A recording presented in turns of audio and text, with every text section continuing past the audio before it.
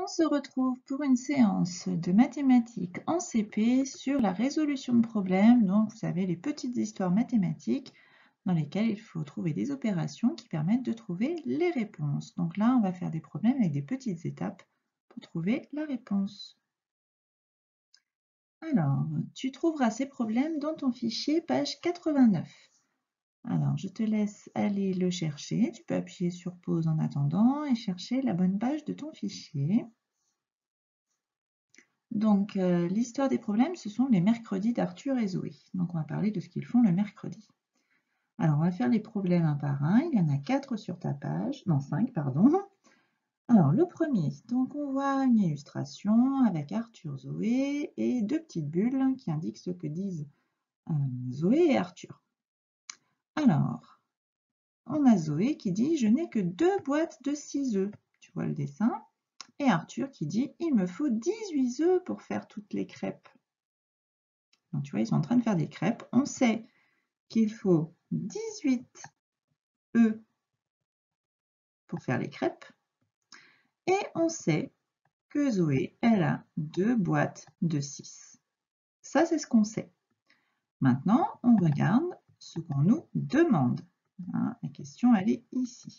Combien d'œufs Zoé doit-elle encore acheter? Et oui, donc ça veut dire qu'il manque des œufs. Et donc, on va chercher la réponse.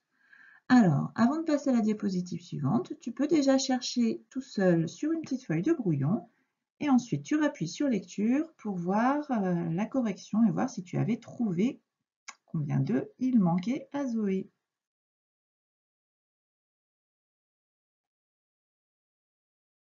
Alors, on va rafficher en plus petit l'image du fichier et du problème. Alors, on sait que Zoé, elle a 2 boîtes de 6 œufs. Donc, on peut faire le petit schéma avec les 2 boîtes avec 6 œufs à l'intérieur. Donc, on peut déjà trouver combien d'œufs a Zoé. 6 plus 6 égale 12. C'est un double. Elle a 12 œufs. D'accord? Et on sait qu'il en faut 18. Donc, il faut que je cherche combien il faut ajouter à 12 pour aller jusqu'à 18. 12 plus quoi égale 18, puisque je sais qu'il me faut 18 œufs.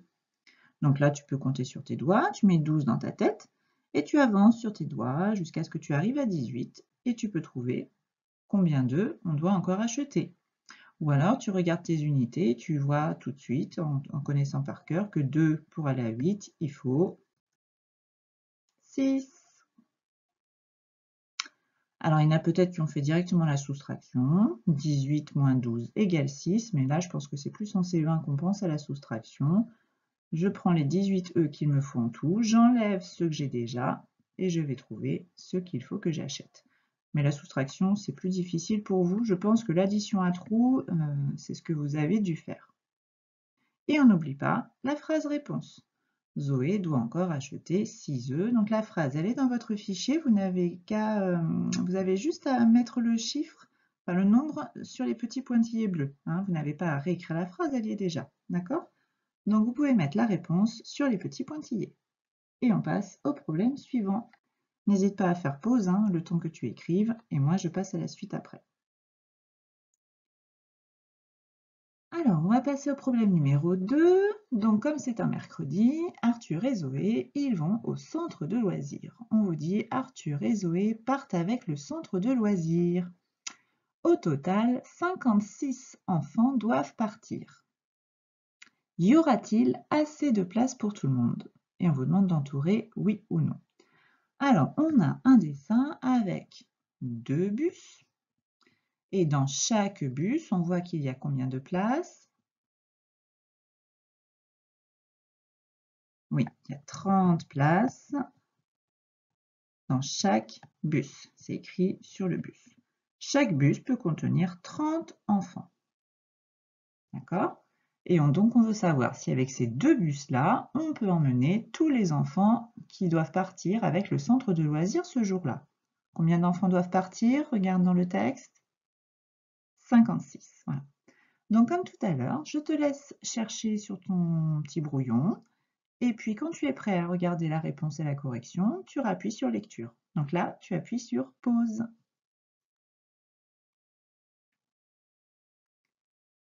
Allez, on y va pour la correction.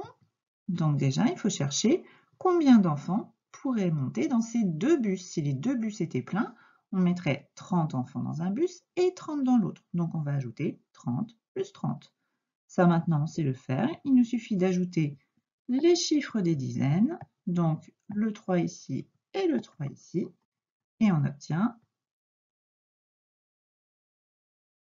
6 dizaines, donc 60. Je t'ai remis les petites barres de 10 pour t'aider.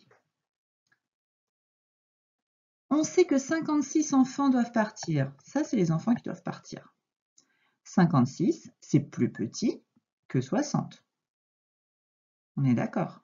Il y a moins d'enfants qui doivent partir que le nombre de places dans les bus. Donc, il y aura assez de place pour tout le monde. Tu peux entourer le oui dans ton fichier.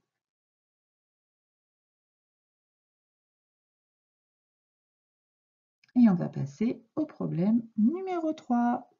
Va à ton rythme, hein, surtout. Appuie sur pause dès que ça va trop vite. Prends ton temps, va à ton rythme à toi. Alors, on y va pour le problème numéro 3, je vous le lis. Arthur a collé des photos sur une grande feuille. Il a collé 4 rangées de photos. Dans chaque rangée, il a placé 5 photos. Et on veut savoir combien de photos Arthur a-t-il collé. Alors, là, ce qui est important, ce sont les mots, enfin, ce sont toujours les mots qui sont importants dans un problème, mais il y a des mots-clés. On te parle de rangées. Donc là, dans ta tête, il faut que tu visualises des rangées, comme en classe, des rangées de tables. D'accord? Et il faut que tu fasses le schéma. Hein, le schéma, tu te souviens, c'est un dessin mathématique. Ça ne doit pas être un dessin artistique très joli. Hein? Un dessin en mathématiques, on le fait à base de carrés, de ronds, de points. Ça nous sert juste à voir si on a compris l'histoire. D'accord? Donc, tu vas faire ton schéma. Donc, il faut que tu visualises déjà l'histoire. Tu vois une grande feuille. Sur cette grande feuille, on a collé 4 rangées de photos. Visualise ce que c'est des rangées. Et on te dit qu'il y en a 4 des rangées. Et que dans chacune de ces rangées, il a mis 5 photos à chaque fois. D'accord? Alors, je te laisse chercher tout seul. Ensuite, moi, je te montrerai le schéma et on corrigera. Appuie sur pause. Je vais te montrer le schéma que moi j'ai fait. Donc, on prend les choses dans l'ordre. On fait une grande feuille. Ensuite, moi, j'ai symbolisé les rangées. 1, 2, 3, 4 rangées. Tu vois, des rangées, c'est comme ça, c'est horizontal, des rangées. Et dans chacune de ces rangées, il a mis à chaque fois 5 photos. Donc 5 photos dans la première rangée, 5 photos dans la deuxième rangée, encore 5 photos dans la troisième rangée, et dans la quatrième rangée, il a également mis 5 photos. Donc là, si tu n'avais pas trouvé comment faire ton schéma, tu peux appuyer sur pause pour te servir de mon schéma pour calculer maintenant le nombre de photos qu'Arthur a collé. Avec ce que je viens de faire et d'écrire, tu devrais trouver. Et si tu avais trouvé le schéma et une réponse, eh bien tu peux continuer la lecture de la vidéo. Je vais te donner la suite de la correction. Donc maintenant qu'on sait qu'on a mis 5 photos, encore 5 et encore 5, on va faire une addition. 5 plus 5 plus 5 plus 5. Et là, on retrouve des choses que l'on connaît. 5 plus 5, ça fait 10. Encore 5 plus 5 qui font 10. Donc on a 10 plus 10 égale 20. Alors avec les C1, avec les CE1, vous m'avez peut-être entendu parler des fois. Là, on voit 4 fois le 5. Et avec les CE1, par exemple, on aurait dit 4 fois 5 égale 20. Parce que je vois 4 fois le 5. Mais ça, c'est en CE1. Et donc, la phrase à compléter dans le fichier, Arthur a collé 20 photos. Vous n'avez qu'à écrire le nombre 20. La phrase, elle est déjà faite. Hein, vous écrivez le 20 dans votre fichier sur les petits points bleus ici dans votre phrase.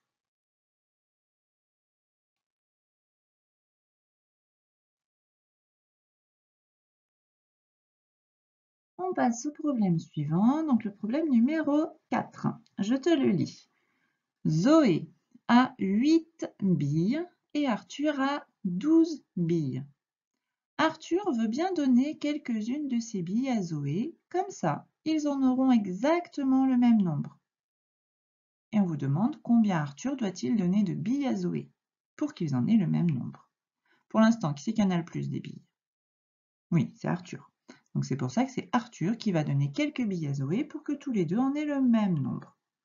Alors, je te laisse faire ton petit schéma et dessiner les billes d'Arthur, les billes de Zoé, ou prendre du matériel. Tu peux aussi prendre quelque chose qui te fait penser aux billes, des petits jetons, tes petits Legos, ce que tu veux, des graines de haricots, enfin ce que tu as sous la main.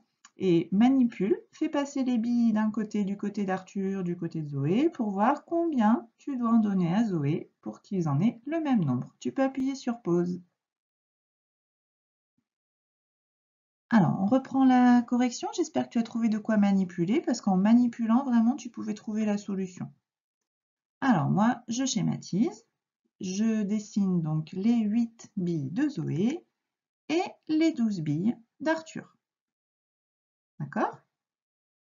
Et donc, on va donner, au fur et à mesure, des billes à Zoé. On va prendre une bille à Arthur, regarde, et on la donne à Zoé. Donc là, pour l'instant, est-ce qu'ils en ont le même nombre? Non, Zoé, elle en a 9, et Arthur, il en a 11. Donc, c'est toujours pas bon. On continue, on donne encore. Et maintenant, Zoé en a 10 et Arthur en a 10. Et tu vois, comme j'ai mis des couleurs différentes, on voit combien de billes on a donné à Zoé. Donc Arthur, il lui a donné combien de billes à Zoé?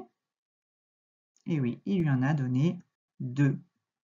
Arthur doit donner 2 billes à Zoé. Donc même chose, toi, la phrase, elle est déjà faite. Tu as juste à écrire le nombre 2 dans les petits points bleus, les pointillés bleus de ta phrase. Donc là, tu vois, c'était surtout de la compréhension de consignes et de la manipulation, hein.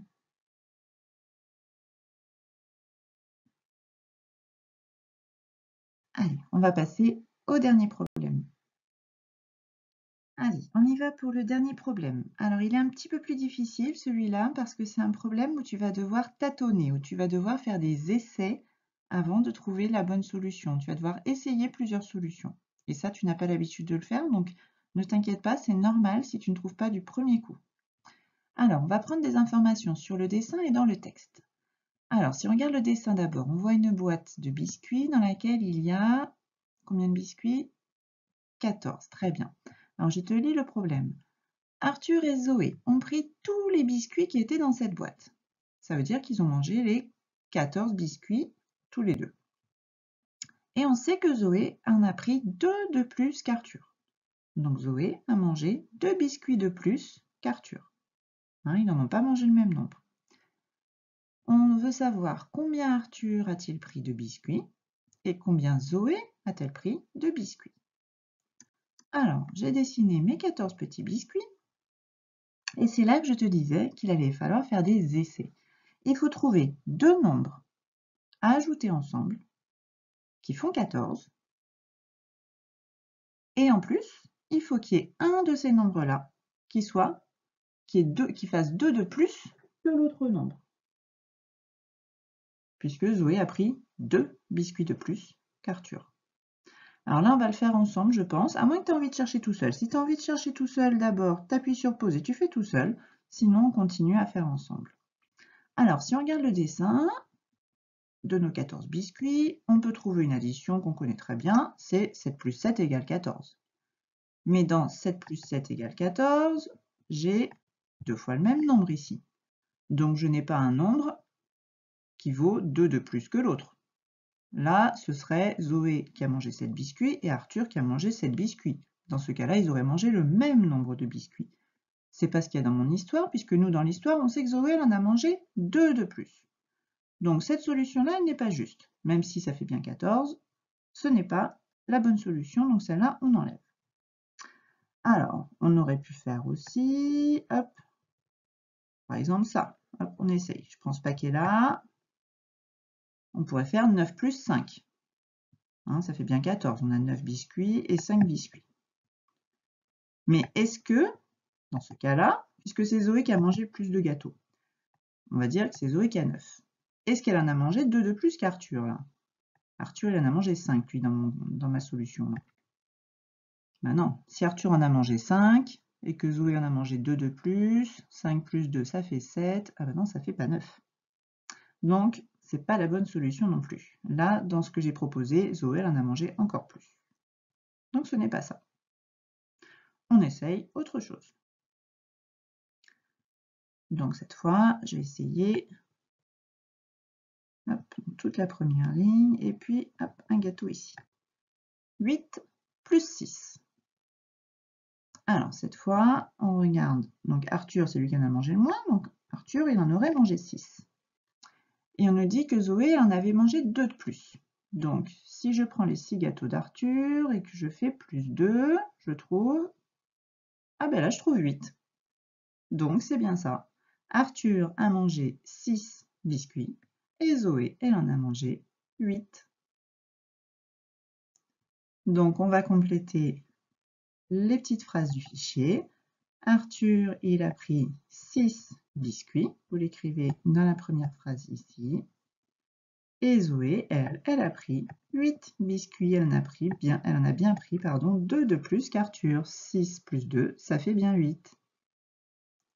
Et 8 plus 6, ça fait bien 14. Ils ont bien mangé les 14 biscuits.